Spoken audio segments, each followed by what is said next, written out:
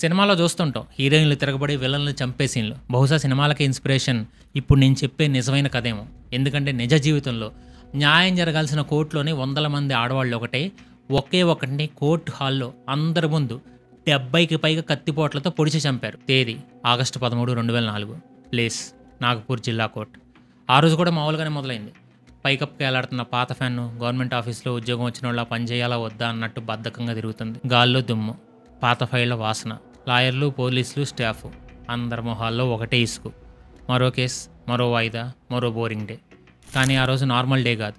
ఆ కోర్టులో విజిటర్స్ గ్యాలరీలో ఒక మూలన వందల మంది ఆడవాళ్ల గుంపు కూర్చునున్నారు. చూడ్డానికి వాళ్ళు కస్తూర్బా నగర్ బస్తీకి చెందిన మామూలు ఆడవాళ్లే. కానీ వాళ్ళ కళ్ళల్లో మాత్రం ఒక కోపం ఉంది. వాళ్ళ నిశ్శబ్దం వెనక 10 ఏళ్ల నరకం దాగుంది. వాళ్ళు అక్కడ కూర్చున్నది తీర్పు వినడానికి కాదు, వాళ్లే తీర్పు ఇవ్వడానికి. అప్పుడు కోర్టు హాల్ తలుపులు తెరుచుకున్నాయి. 2 పోలీసుల మధ్యలో వాడు నడుచుకుంటూ వస్తున్నాడు. అక్కు యాదవ్, కస్తూర్బా నగర్ని 10 ఏళ్లుగా పట్టి పీడించిన రాక్షసుడు. వాడి నడకలో పశ్చాత్తాపం లేదు, భయం లేదు, కేవలం పొగరుంది. ఈ సిస్టర్ నన్నేం చేయలేదనే ధీమా. వాడు నేరస్తుడిలా రాలా, ఎమ్మెల్యే ఎస్కార్ట్తో వస్తున్న ఏదో సెలబ్రిటీలో వచ్చాడు. కోర్టు మధ్యలోకి వచ్చి బోన్లో నిలబడ్డాడు. ఒక నిమిషం ఆగి ఆడవాళ్ళ వైపు చూశాడు. వాడి పెదాలపై ఒక మాకింగ్ స్మైల్, అంటే ఏదో హేళన చేస్తున్నట్టు. కళ్ళల్లో బెదిరింపు. ఈరోజు బెయిల్ వస్తుంది, రాత్రికి మీ ఏళ్లకే వస్తా, మీ సంగతి తేలుస్తా అన్నట్టుంది వాడి చూపు. ఆ ఒక్క చూపు, ఆ ఒక్క నవ్వు చాలు 10 ఏళ్ల నిశ్శబ్దం బద్దలవడానికి, దశాబ్దాల సహనం ఆవిరైపోవడానికి. గ్యాలరీలోంచి ఒక చెప్పు గాల్లోకి తేలుతా వచ్చి వాడి ఫేస్కి తగిలింది. అదే సిగ్నల్. ఒక కరెంట్ షాక్లా ఆ సిగ్నల్ అందరికీ పాకింది. ఒక్క క్షణం కనురెప్ప పాటలో ఆ కోర్ట్ రూమ్ ఒక రణరంగంగా మారింది. చంపండ్రా వాణ్ణి అనే ఒకే కరుపుతో ఆడోళ్ల గుంపు ఒక సునామీలా వాడిని అటాక్ చేశారు. చీర కొంగుల్లోంచి దాల్చిన కూరగాయల కత్తులు, కారం పొట్లములు, బట్టలు ఉతికే బండలు, ప్రతీదీ ఒక ఆయుధం. ముందుగా కారం పొడి వాడి కళ్ళల్లో పడింది. వాడు ఆ మంటతో అరిచేలోపే ఆ గుంపు అతన్ని కింద పడేసింది. అదొక దాడి కాదు, ఒక యజ్ఞం. పోలీసులు, లాయర్లు, జడ్జి అందరూ బొమ్మల్లా నిలబడి చూస్తుండిపోయారు. ఆ ఆవేశాన్ని ఆపే దమ్ము ఎవ్వడికీ లేదు. ప్రతి ఒక్క ఆడది తన 10 ఏళ్ల ఆవేదనను, తనపై జరిగిన అఘాయిత్యాన్ని ఒక్కో కత్తిపోటుగా మార్చింది. ఒక్కరు కాదు, ఇద్దరు కాదు, 100 చేతులు, 70కి పైగా కత్తిపోట్లు. వాళ్ళు పొడుస్తుంది శరీరాన్ని కాదు, తమను ఏళ్ల తరబడి హింసించిన రాక్షసత్వాన్ని. వాళ్ళు చంపుతుంది అక్కు యాదవ్ని కాదు, తమ బాధని పట్టించుకొని చట్టాన్ని, వ్యవస్థని. కొన్ని నిమిషాల తర్వాత ఆ తుఫాన్ ఆగిపోయింది. కోర్టు నేల రక్తంతో ఎర్రగా మారింది. అండ్ ఆ రక్తపు మడుగులో అక్కు యాదవ్ కథ ముగిసింది. వాడి పొగరు, వాడి అధికారం, వాడి భయం అన్నీ ఆ రక్తంతో పాటే నేలపల్లయ్యాయి. ఆడవాళ్ళు పారిపోలా, అక్కడే నిలబడ్డారు. ఆయాసంతో ఊపిరి తీసుకుంటున్నారు. వాళ్ళ చేతులు, చీరలు మొత్తం రక్తంతో తడిసిపోయి ఉన్నాయి. వాళ్ళ మొహాల్లో భయం లేదు, పశ్చాత్తాపము లేదు, ఒక విచిత్రమైన ప్రశాంతత ఉంది. 10 ఏళ్ల తర్వాత పీల్చుకున్న ఒక స్వేచ్ఛావాయువులా ఉందంట ఆ ప్రశాంతత. అండ్ ఈ ఆవేశం ఒక్క రోజులో పుట్టింది కాదు, అగ్నిపర్వతం ఒక్క క్షణంలోనూ బద్దలవల. అందుకే అసలు ప్రశ్న అక్కు యాదవ్ని ఎవరు చంపారు అన్నది కాదు. అసలు ప్రశ్న ఎవడు అసలు ఈ అక్కు యాదవ్? ఈ మామూలు ఆడవాళ్ళు చట్టాన్ని చేతిలో తీసుకునేంత కఠినమైన నిర్ణయం తీసుకోవడానికి ముందు వాళ్ళని అసలు రాక్షసులుగా మార్చిన కథ ఏంటి? వాడెవడో బయట నుంచి రాలా, ఆకాశం నుంచి ఊడిపడలా.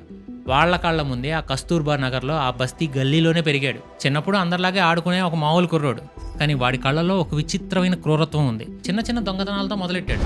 ఎదిరించిన వాళ్ళు కొట్టడంతో చేయి చేసుకున్నాడు. నెమ్మదిగా వాడి చుట్టూ ఒక చిన్న గ్యాంగ్ తయారైంది. ఆ గ్యాంగ్ చూపిస్తున్న భయంతో ఆ బస్తీలో ప్రతి వ్యాపారి నుంచి హఫ్తా వసూలు చేయడం మొదలెట్టాడు. ఆ బస్తీ కస్తూర్బా నగర్ అదొక చీకటి ప్రపంచం. చుట్టూ ఉన్న సిటీలో పెద్ద పెద్ద బిల్డింగ్లు, వెలుగులు ఉంటాయి. కానీ ఆ బస్తీలోకి వచ్చేసరికి ఆ వెలుగులు ఆగిపోతాయి. అక్కడ చట్టం వేరు, న్యాయం వేరు. అక్కడ పోలీస్ జీప్ సౌండ్ కన్నా బైక్ సౌండ్కే జనం ఎక్కువ భయపడేవాళ్ళు. వాడి బైక్ సౌండ్ వినపడితే చాలు ఇళ్ళు తలుపులన్నీ మూసుకుపోయేవి, విధులన్నీ నిర్మానుషంగా మారిపోయేవి. ఆ బస్తీ ఒక జైల్లో ఉండేది. వాడే జైలర్. వాడి రాక్షసత్వం డబ్బుతో, హఫ్తాలతో ఆకల. వాడి కన్ను ఆ బస్తీలోని ఆడపిల్లల మీద పడింది. మొదట ఈవ్ టీజింగ్, తర్వాత చేయి చేసుకోవడం, చివరికి అది అత్యాచారాల దాకా వెళ్ళింది. 10 ఏళ్ల పాటు వందల మంది ఆడపిల్లల జీవితాలు వాడికి బలయ్యాయి.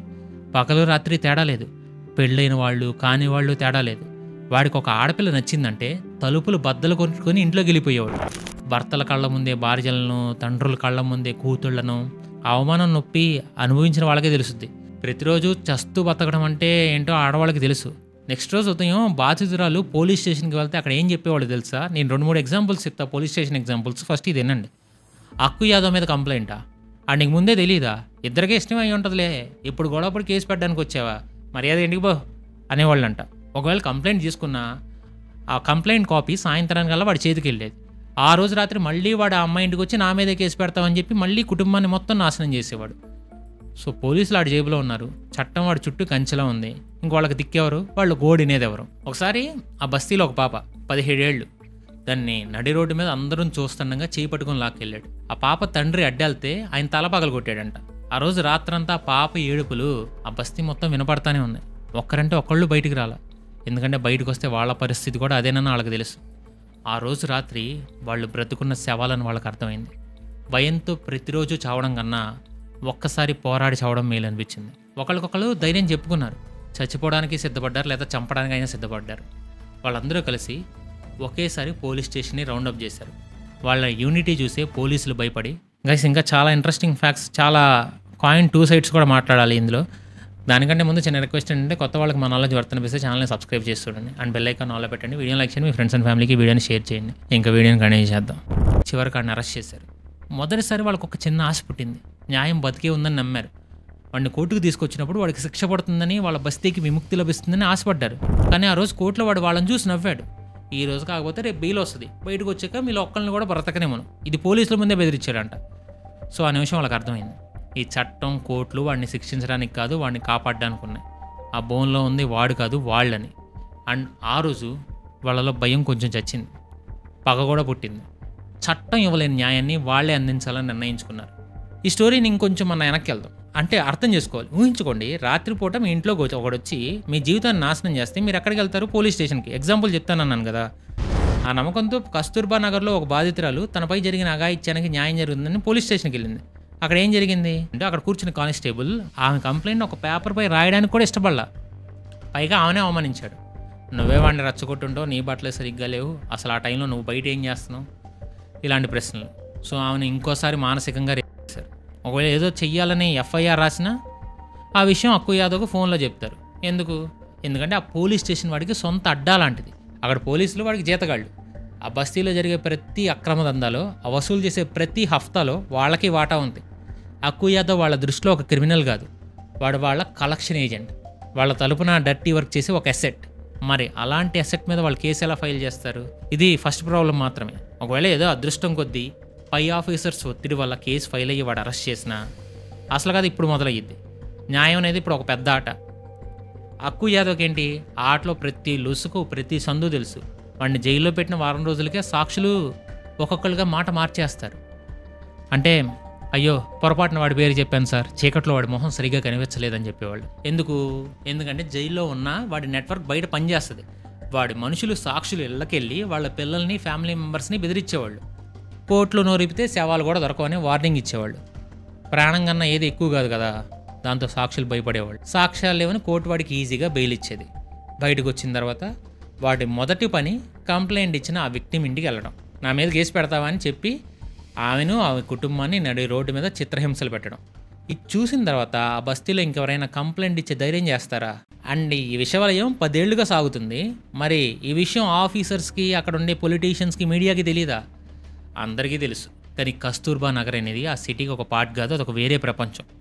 అంటే ఎలక్షన్స్ అప్పుడు ఓట్ల కోసం తప్ప ఏ నాయకుడు ఆ గల్లీలోకి అడుగు పెట్టాడు. అక్కడ ఎంతమంది వచ్చినా, ఎంతమంది ఆడపిల్లల జీవితాలు నాశనమైనా బయట ప్రపంచానికి అదొక వార్త కూడా కాదు. అక్కు యాదవ్ లాంటి వాళ్లకు, ఇంకా కొంతమంది నాయకులకు ఎలక్షన్ టైంలో మజిల్ పవర్ చూపించడానికి అక్కు యాదవ్ లాంటి వాడు అవసరం. అందుకే వాడిని ఎవడూ టచ్ చేయరు. ఇలాంటి పరిస్థితుల్లో ఆడవాళ్ళు ఏం చేయాలి? వాళ్ళు చట్టాన్ని నమ్మారు, అది వాళ్ళని మోసం చేసింది. పోలీసుల్ని నమ్మారు, వాళ్ళు వాడితోనే చేతులు కలిపారు. నాయకుల్ని నమ్మారు, వాళ్ళు ఓట్ల కోసం వాడుకుని వదిలేశారు. సో సమాజాన్ని నమ్మారు, అది వాళ్ళని పట్టించుకోదు. అన్ని దారులు మూసుకుపోయాయి. అందుకే చివరిసారిగా వాళ్ళందరూ ఒకటై తమ గొంతును కాదు, తమ యూనిటీని ఒక ఆయుధంగా మార్చారు. 100 మంది కలిసి పోలీస్ స్టేషన్ చుట్టుముట్టేశారు కదా. సో ఆ ఒత్తిడి వల్ల పోలీసులను అరెస్ట్ చేశారు. ఆ రోజు వాళ్ళకి చచ్చిపోయిన ఆశ మళ్ళీ బ్రతికింది. కానీ వాడు మళ్ళీ కోర్టులో ఏం చేశాడు? న్యాయం జరుగుతుంది అనుకుంటే కోర్టుకు వెళ్ళారు. అక్కడ వాళ్ళకి దొరికింది బెదిరింపే. సో మళ్ళీ ఇక్కడి నుంచి వాళ్ళకి అర్థమైంది చట్టం ద్వారా న్యాయం జరగదు. సో ప్రొటెక్షన్ మాత్రమే చట్టం వాడికి. ఏం చేద్దాం? ఆ రాత్రి కస్తూర్బా నగర్లో పాత గుడి వెనక చాలామంది ఆడవాళ్ళు ఒక సీక్రెట్ మీటింగ్ పెట్టారు. చుట్టూ చిమ్మ చీకటి, పిన్ డ్రాప్ సైలెన్స్. ఆ తర్వాత ఒక ముసలావిడి గొంతు ఆ నిశ్శబ్దాన్ని చీల్చింది. ఏడుస్తూ కూర్చుంటే రేపు వాడు బయటకు వస్తాడు, మనందరినీ చంపుతాడు, వాడు మనల్ని చంపకముందే మనం వాడిని చంపాలి అంది. ఈ మాటలకి కొందరిలో భయం కనిపించింది. అయ్యో హత్య, మన వల్ల అవుద్దా? పోలీసులు మనల్ని వదలరు. మన పిల్లల సంగతి ఏంటి అనే డౌట్స్. అప్పుడు ఇంకో గొంతు, పిల్లల గురించి ఆలోచిస్తున్నాం, వాడిని బ్రతకనిస్తే మన పిల్లల భవిష్యత్తు కూడా మనలాగే చీకటి అయిపోద్ది, మనం చచ్చినా పర్లా, మన పిల్లలకైనా స్వేచ్ఛగా బ్రతకాలంది. అందువల్ల వాళ్ళ డిస్కషన్ భయం నుంచి ధైర్యంగా మారింది. ఇంకో మహిళ ఇంకో పాయింట్ చెప్పింది, వాడు బయట ఉంటే మనం వాడిని టచ్ చేయలేం, వాడి చుట్టూ వాడి గ్యాంగ్ ఉంటుంది, వాడు ఒంటరిగా బలహీనంగా దొరికేది ఒక్కచోటే, కోర్టులో పోలీసుల మధ్యలో. ఈ ఐడియా అందరినీ ఆలోచించేలా చేసింది. కోర్టులోన న్యాయం జరగాల్సిన చోట హత్య, కానీ వాళ్ళకి వేరే దారి లేదు. 10 ఏళ్లుగా వాళ్ళకి న్యాయం చేయని కోర్టు ఇప్పుడు వాళ్ళు న్యాయం చేసుకోవడానికి ఒక స్టేజ్గా మారింది. సో అందువల్ల వాళ్ళు ఒక ప్లాన్ ప్రిపేర్ చేశారు. ప్రతి ఇంట్లోంచి ఒకళ్ళు రావాలి, ప్రతి ఒక్కళ్ళ చేతిలో ఒక ఆయుధం ఉండాలి. పెద్ద పెద్ద కత్తులు గొడ్డళ్ళు కాదు, మనల్ని మనం కాపాడుకోవడానికి మన వంటింట్లో రోజు మనం వాడే కత్తులు, రోకల బండ్లు, బట్టలు ఉతికే బండ్లు చాలు. వాడి కళ్ళల్లో కారం కొట్టి కళ్ళు కనిపించకుండా చేయాలి. అందరూ ఒకేసారి దాడి చేయాలి, ఒకరు కాదు ఇద్దరు కాదు చాలామంది. అప్పుడు ఎవరు పొడిచారో ఎవరు కొట్టారో ఎవరికి తెలియదు. ఒకవేళ పోలీసులు అడిగినా అందరం ఒకే మాట చెప్పాలి, ఆయన చంపింది మేమే, మాలో ఎవరనేది కాదు, మా అందరిది ఒకటే పగ. ఆగస్టు 13, 2004 ఆ రోజు ఉదయం ఆడవాళ్ళు తమ ఇళ్లలో దీపాలు పెట్టారు, తమ పిల్లల్ని దగ్గర తీసుకుని ముద్దు పెట్టుకున్నారు. ఎందుకంటే వాళ్ళు తిరిగి వస్తారో లేదో వాళ్ళకి తెలియదు. వాళ్ళు వెళ్తుంది ఒక హత్య చేయడానికి కాదు, వాళ్ళ దృష్టిలో అదొక యజ్ఞం. మరి ఆ యజ్ఞం న్యాయమా లేక ప్రతీకారమా? ఈ క్వశ్చన్కి ఆన్సర్ అంత ఈజీ కాదు. ఎందుకంటే మనం చూసేదాన్ని బట్టి, మనం నమ్మేదాన్ని బట్టి ఈ కథలో 2 ఫేసెస్ కనిపిస్తున్నాయి. కాయిన్కి హెడ్ అండ్ టైల్స్ ఉన్నట్టు మనం చట్టం వైపు నుంచి చూద్దాం. ఫస్ట్ ఈ ఆర్గ్యుమెంట్ ప్రకారం ఆ మహిళలు చేసింది హత్య. ఎందుకంటే ఒక దేశ చట్టం మీద, ఒక వ్యవస్థ మీద నడుస్తుంది. ఒకవేళ ప్రతి ఒక్కరూ వాళ్ళకి నచ్చిన వాడిని, తమకు అన్యాయం చేసిన వాడిని నడు రోడ్డు మీద చంపడం మొదలెడితే ఈ సమాజానికి అడవికి తేడా ఉంటుంది. కోర్టు అనేది న్యాయానికి దేవాలయం లాంటిది. మరి అలాంటి ప్లేస్లో ఆయుధాలతో పోలీసుల కళ్ళ ముందే ఒక మనిషిని దారుణంగా చంపడం ఆ వ్యవస్థను అవమానించడమే కదా. వాడు హింసతో తన రాజ్యాన్ని నడిపించాడు, వీళ్ళు అదే హింసతో దానికి ముగింపిచ్చారు. ఇద్దరికి తేడా ఏముంది? ఇది న్యాయం ఎలా అవుతుంది? ఇది కేవలం ప్రతీకారం. అండ్ ఇది ఒక డేంజరస్ ఎగ్జాంపుల్. ఇది సమాజాన్ని ఒక తప్పు దారి వైపు నడిపిస్తుంది. ఇది చట్టం చెప్పే మాట. కానీ నాణ్యానికి ఇంకో వైపు ఉంది, బాధితుల వైపు నుంచి. 10 ఏళ్లుగా నరకం అనుభవించిన ఆ బస్తీ వైపు నుంచి చూద్దాం. ఏ చట్టం గురించి అయితే మనం మాట్లాడుతున్నామో ఆ చట్టం 10 ఏళ్లుగా ఏం చేసింది? ఏ వ్యవస్థ గురించి అయితే మనం గర్వపడుతున్నామో ఆ వ్యవస్థ ఆడవాళ్ళని ఒక్కసారైనా కాపాడిందా? వాళ్ళు పోలీస్ స్టేషన్ మెట్లెక్కని రోజంటూ లేదు, వాళ్ళు పెట్టిన కంప్లైంట్స్, ఇచ్చిన సాక్ష్యాలకు లెక్కే లేదు. మరేం జరిగింది? ప్రతిసారి వాడు వాళ్ళ కళ్ళ ముందే బెయిల్తో బయటకు వచ్చాడు, ప్రతిసారి కంప్లైంట్ చేసినందుకు వాళ్ళని మరింత దారుణంగా హింసించాడు. సో చట్టం తన బాధ్యతను మర్చిపోయినప్పుడు ప్రజలు వాళ్ళ హక్కుల్ని గుర్తు చేయాల్సి వస్తుంది. వ్యవస్థే ఒక నేరస్తుడికి కవచంలా మారినప్పుడు ప్రజలే ఆ కవచాన్ని బద్దలు కొట్టాల్సి వస్తుంది. వాళ్ళ దృష్టిలో వాళ్ళు కోర్టును అపవిత్రం చేయాల, దాన్ని శుద్ధి చేశారు. 10 ఏళ్లుగా ఆ కోర్టు హాల్లో అన్యాయమే గెలుస్తుంది. ఆ రోజు మొట్టమొదటిసారిగా అక్కడ న్యాయం జరిగింది. వాళ్ళు చంపింది అక్కు యాదవ్ని కాదు, ఒక భయాన్ని. వాడిని చంపడం ద్వారా వాళ్ళు తమ బస్తీకి, వాళ్ళ పిల్లల భవిష్యత్తుకి పట్టిన ఒక క్యాన్సర్ని తీసేశారు. చట్టం దీన్ని హత్యంది, కానీ మనస్సాక్షి దీన్ని న్యాయం అంది. వాదనలు 2 వైపులా పదునుగానే ఉన్నాయి. ఒకటేమో మెదడుతో ఆలోచించేది, ఇంకోటేమో గుండెతో ఆలోచిస్తే వచ్చేది. మరి కోర్టులో ఉన్న జడ్జి ఆ రోజు ఏం చూశారు? వాదనలో ప్రతివాదనలో మధ్య ఆ తర్వాత ఏం జరిగింది? ఇక్కడే ఉంది అసలు ట్విస్ట్. కోర్టు హాల్లో ఆ ఇన్సిడెంట్ జరిగిన కొన్ని నిమిషాలకే పెద్ద పెద్ద ఆఫీసర్సు, మీడియా అందరూ అక్కడికి వచ్చారు. వందలాది మంది ఆడవాళ్ళు చేతుల్లో రక్తపు కత్తులతో ఎక్కడికి పారిపోకుండా అక్కడే నిలబడి ఉన్నారు. పోలీసులకు ఎవరిని అరెస్ట్ చేయాలో అర్థం కాని పరిస్థితి. మీడియా వచ్చి ఎవరి దగ్గర పెట్టినా సరే ప్రతి ఒక్కరి దగ్గర నుంచి ఒకటే సమాధానం, నేనే చంపానని. ఒక ముసలావిడ ముందుకు వచ్చి నా కూతురిని జీవితాన్ని నాశనం చేశాను, నేనే పొడిచానని. ఇంకో వచ్చి నా భర్త నా కళ్ళ ముందే చంపాడు, వాడి గుండెల్లో పొడిచింది నేనే అంటారు. వాళ్ళెవరో వాళ్ళు కాపాడుకోవడానికి ప్రయత్నించట్లా, పైగా నేరాన్ని గర్వంగా ఒప్పుకున్నారు. పోలీసులకి ఇదొక విచిత్రమైన తలనొప్పి కేసు. హత్య జరిగింది, హంతకులు కళ్ళ ముందే ఉన్నారు, వాళ్ళందరూ నేరం కూడా ఒప్పుకుంటున్నారు. కానీ హంతకుడు ఎవరు అంటే ఒక వ్యక్తి ఎవరో నిరూపించడం ఇంపాసిబుల్. ప్రతి కత్తి మీద 10 మంది వేలిముద్రలు ఉన్నాయి, ప్రతి రాయి మీద 100 మంది చేతి గుర్తులు ఉన్నాయి. సో ఇది ఒక వ్యక్తి చేసిన హత్య కాదు, ఒక బస్తీ మొత్తం కలిసికట్టుగా చేసిన హత్య అండ్ ఇచ్చిన తీర్పు అనుకోండి. సో రోజులు గడిచాయి. పోలీసులు ఎంక్వైరీ పేరుతో కొంతమందిని అరెస్ట్ చేశారు. కానీ వాళ్ళు 5గురిని అరెస్ట్ చేస్తే 500 మంది మమ్మల్ని అరెస్ట్ కూడా చేయండి అని పోలీస్ స్టేషన్ ముందు ధర్నా చేశారు. అండ్ బస్తీ మొత్తం ఒకటైంది. అండ్ ఇండియా వైడ్గా ఈ కేసు పెద్ద సంచలనం అయింది. మానవ హక్కుల సంఘాలు, మహిళా సంఘాలు వాళ్ళకి సపోర్ట్ చేశాయి. చివరికి కేసు కోర్టులో విచారణకు వచ్చింది. ఈసారి బోన్లో నిలబడింది ఆడవాళ్ళు. వాళ్ళ తరపున వాదించడానికి పెద్ద పెద్ద లాయర్లు ముందుకు వచ్చారు. ప్రాసిక్యూషన్ వాదన కూడా చాలా సింపుల్. వీళ్ళు చట్టాన్ని చేతిలోకి తీసుకున్నారు, దారుణంగా హత్య చేశారు, వీళ్ళని కఠినంగా శిక్షించాలి. కానీ డిఫెన్స్ లాయర్స్ ఒకే ఒక ప్రశ్న అడిగారు, మరి 10 ఏళ్లుగా ఈ చట్టం ఎక్కడ నిద్రపోతుంది? 10 ఏళ్లుగా అక్కు యాదవ్ అనే మృగం ఆ బస్తీని వేటాడుతుంటే ఈ వ్యవస్థ ఎందుకు కళ్ళు మూసుకుంది? వాళ్ళు చంపింది ఒక మనిషిని కాదు, వాళ్ళని ప్రతిరోజు చంపుతున్న ఒక భయాన్ని. ఇది హత్య కాదు, ఆత్మరక్షణ అంటారు. సో చాలా రోజులు విచారణ జరిగింది, సాక్షుల్ని విచారించారు. కానీ ప్రతి సాక్షి చెప్పింది ఒకటే మాట, అదొక గుంపు చీకట్లో గందరగోళంలో ఎవరు కొట్టారో ఎవరు పొడిచారో మాకు కనిపించలా. చివరికి తీర్పు రోజు రానే వచ్చింది. జడ్జి గారు తన తీర్పులో ఒక చారిత్రాత్మకమైన మాట చెప్పారు. హత్య జరిగిందనడంలో డౌట్ లేదు, అది కోర్టు హాల్లో అందరూ చూస్తుండగా జరిగింది. కానీ ఆ 70కి పైగా ఉన్న కత్తిపోట్లలో ప్రాణం తీసిన ఆ ప్రాణాంతకమైన కత్తిపోటు ఏదో పొడిచిన చెయ్యేదో నిరూపించడంలో ప్రాసిక్యూషన్ పూర్తిగా ఫెయిల్ అయింది. ఒక గుంపు చేసిన నేరానికి అనుమానం ఆధారంగా కొందరిని మాత్రమే శిక్షించడం న్యాయశాస్త్రం ప్రకారం తప్పు. బలమైన సాక్ష్యాధారాలు లేనందున నిందితులందరినీ నిర్దోషులుగా విడుదల చేయడమైనది. ఈ మాట వినంగానే కోర్టు హాల్లో మొత్తం చప్పట్లు. ఆ మహిళలు ఏడుస్తూ ఒకళ్ళనొకళ్ళు హగ్ చేసుకుని వాళ్ళు జైలు నుంచి బయటకు నడుస్తుంటే కస్తూర్బా నగర్ మొత్తం వాళ్ళకి పండగలా వెల్కమ్ పలికింది. చట్టం ప్రకారం వాళ్ళు నిర్దోషులు, కానీ మనస్సాక్షి ప్రకారం వాళ్ళు చేసింది న్యాయమా ప్రతీకారమా అనే ప్రశ్న ఇంకా మిగిలే ఉంది. ఈ కథ మనల్ని ఒకటే ప్రశ్న అడుగుతుంది. చట్టం తన ప్రజలను రక్షించడంలో విఫలమై ఆ ప్రజల పట్ల తన బాధ్యతను మర్చిపోయినప్పుడు మరి ఆ ప్రజలను శిక్షించే నైతిక హక్కు ఆ చట్టం కోల్పోతుందా? దీనికి సమాధానం మీరే చెప్పండి. ఈ వీడియో మీకు ఎలా అనిపించిందో కింద కామెంట్లో చెప్పండి. కొత్త వాళ్ళు ఎవరైనా ఛానల్ చూస్తుంటే మా నాలెడ్జ్ వర్త్ అనిపిస్తే ఛానల్ని సబ్స్క్రైబ్ చేసి చూడండి. అండ్ బెల్ ఐకాన్ ఆల్లో పెట్టండి. అండ్ మీ ఫ్రెండ్స్ అండ్ ఫ్యామిలీకి షేర్ చేయండి. అండ్ వీడియో చివరి వరకు చూస్తున్న ప్రతి ఒక్కరికి లవ్ యూ సో మచ్ చెప్పండి.